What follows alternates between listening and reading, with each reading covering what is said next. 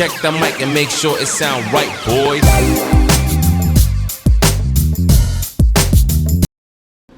Hey, it's Electron, man. Cool one today for you. I got this RM Italy KL503. There's a lot of videos out of it, so I'm not going to get into real deep everything else. It just kind of fit the bill for what I was looking for. I was looking at the, the Fat Boys and, all the different, homebrew, I'll call them 11 meter amps. And honestly, for what I wanted, this is just, I'm not wanting ridiculous power. For one thing, it feeds over into my house and my wife's TV, and I don't want to run thousands of watts. But I need a little boost, I need a couple hundred here or there. To me, a couple hundred gets you where you want to go. I mean, unless you're wanting to, control the skyways, a couple hundred, 100, you can pretty much skip around the world. So a couple hundred is more than sufficient. So we'll go into this understanding. If you get an RM Italy like a 503, don't expect it to do 600, 700, 800 watts. In the first place, if you do that, you're going to need a lot of things. You're going to need a really big power supply. You're going to need an antenna that can support it, coax, This is kind of a poor man's, just, your everyday little step above a base, setup with nothing. I would say this might be a second amp. First amp might be like one of the little RM Italys that gives you like 50 to 100 swing in PEP. And this is kind of the increment up. This is rated at 300. I've seen a lot of videos where showing it's doing 320, 350. I'm just going to show you what it's doing on my setup and what I'm getting out of it. And we'll kind of go from there. I'll kind of go over the amp real quick. It's pretty simple. I mean, it's got sideband. It's got a great preamp in it, by the way. You notice the meter there? Yeah, it's like 30 plus dB or 20 plus dB. I think they rated at on the amp. Which receive amps are great if you're really trying to pull in a signal, but at the same time they pull in noise as well. So, but as far as I have not seen one of the homebrews, not even a Texas Stars, that has as good as preamp as RM Italy. Of course, then you got the standard power on button for it, and on this particular one, it's got 6 levels of power, and I'll kind of go through those real quick, kind of show what they are. And it does have an AM and sideband switch, so so it's got the delay for sideband that you need. And so I mean, it's full inclusive. It's pretty big. It's probably a good almost 12 inches long by 8 inches wide by 3 inches tall. It's pretty hefty. It's got a nice big heat sink on it. It does get pretty warm. I do have a solution for that. I'll show it in the end for you too. Just kind of a homebrew thing I thought up. But anyway, let's go ahead I've got it sitting here on my October 2000 because this is my setup right here for 11 meter. So I had to come in here and repair the radio, check that video out. And when I did, I basically set this up because one thing you need to know about these RMS is don't overdrive them. They're about 6 watts. RMS is the most you want to put into them. Honestly, 2 to 3 swinging 10 to 12 is all you really want to put into this guy. You don't want to overdrive it. You'll end up burning it up. It is not designed for any tone radios or 30-40 watts. You'll just cook it. You definitely need, this is for a 5 watt base. Washington, a Cobra 2000, 1,000 other of a stock, or you can have it modified as far as modulation, but you want to keep it down to really 2-3 watts dead key, and if it swings 12-15, that's fine. But RMS wise, 2 or 3 watts. I set my radio up with the amp, and it really liked 3. I could have went down to 2, and I could have went up to 4. 4 gives you more carrier, 2 gives you less carry, more swing. But I kind of went in the middle, and 3 just seemed to work really good for my setup. So anyway, we'll go over here to 1. We'll just set it there, and we're gonna go ahead and go through AM first. I got it set to AM here. I'm going to show you my RMS readings first, and then we'll kind of talk about peak after that. But I hope you get a good view of that. Let's get a good shot of my RMS meter here. So, mind you, this is RMS. This is not peak. This is just straight out RMS, or average, whatever you want to call it. 40 watts. That's 3 watts in. Well, actually, let's do this. Let's do a couple things here. First, I don't need to be transmitting on the air, so I need to go over there. Put it on the dummy load. Still 40 watts there, and Let me turn the amp off. Show you. I'm feeding right at exactly 3 watts into it. So 3 watts amp off, right? Then we're going to do amp on 3 to 40. So it turns 3 watts into 40. That's on lowest setting. Don't mind that deal. That's my dang UPS, and it doesn't like the RF in here. But whatever. It doesn't do it when I'm on the antenna, but when I'm on the dummy load, for whatever reason, it likes to pick up the. But don't pay attention to the beep. It's just my APC doesn't like the RF coming in. But anyway, that's 1.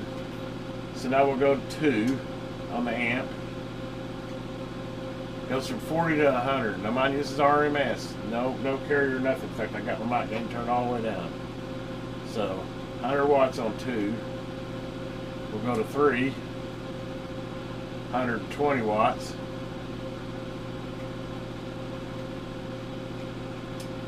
Go to 4. 160 watts. Go to 5. 175 watts. And go to 6, 200 watts. Yeah, be quiet. So 200 watts, that's dead key RMS. I've got my mic gain turned on and totally down. So that's 200 watts RMS. So then let's go ahead and do this. We'll go back, turn it back down to 1. And then we're going to go over here and we're going to read my pink meter over here. My polymer pink meter. And unfortunately on it doesn't do good on the 2000 scale. It's way off, but it does great on the 200 scale. So, which will get us it'll give us a good feeling for what we're doing as far as PEP. So anyway, let me start here. I've actually got the PDC I can show you too, but I think for the video this is going to be easier to see the polymer. So let me get this mic cord that's kind of hanging in the way there. There we go. Hope you're getting a good view of that. So let's go back to 1. This time we're going to go ahead and open up the mic gain, and we're going to see what she does as far as swing. So I'm on 1. So it shows you polymer showing about 30. It's actually about 40. 125 swing. So 40 in, 40 RMS, about 125 swing. Really, that's pretty good. 1, if you want to keep the amp cool and running for a long time, there ain't nothing wrong with 1. It's taking the 3 watts I had and turned it into 125 swing. That's pretty healthy. We'll go to level 2. Level 2, right at 100 watts. Swinging 175. Again, don't pay attention to the APC. I need to do something about that thing. Just likes to squeal when I'm running my dummy load. They're too close together. But 175, and that's on setting 2 on this little RMLN 503. We'll go to 3. About 120 watts, dead key. What, 190? 190 swing. Yeah, about 190 swing. Okay, we'll go over here to 4. Level 4 on the amp. We're dead key right at 150, a little over. I hate that. Anyway, we're definitely about 220. Right at 220. And that's on setting 4. 5. We're at about 175 dead key. About 225. Yeah, about 225. I'm reading my PDC over here too. Right at 225. And that is on setting 5. Okay, we'll go over to 6. Oh, boom.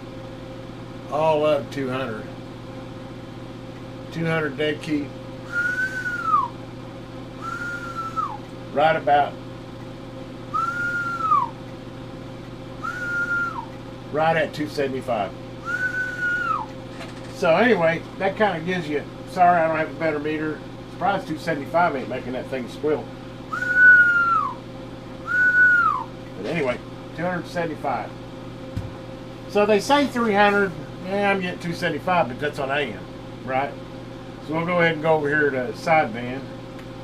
Kick her over to sideband. We'll go all the way back down.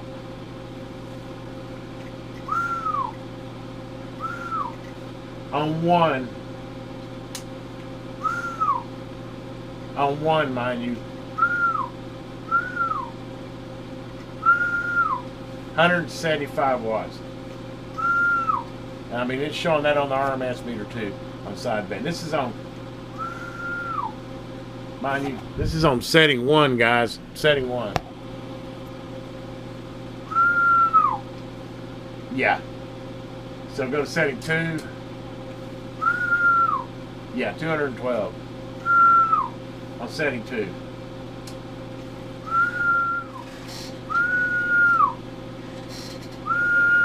$225, $230. Hopefully you're getting a good view of that. But 230 there. That's on level 3 or 4. 5. Seems to kind of saturate up there.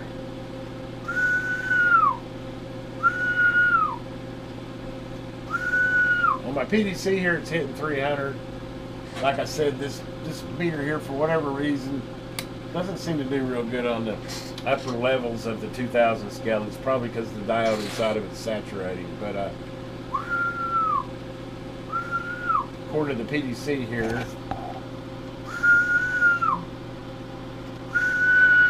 that's right at 300 watts on 6. So if you look at the specs on it, it says 300 watts. Yes, on sideband, I'm getting right at 300.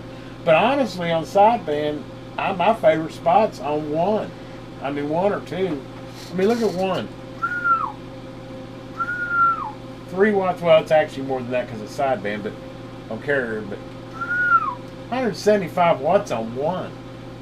I mean, for, you know, talking around the world, I mean, 175 watts. I'm probably going to run the amp on 3. I'm pretty comfortable with that on AM and FM. Obviously on sideband,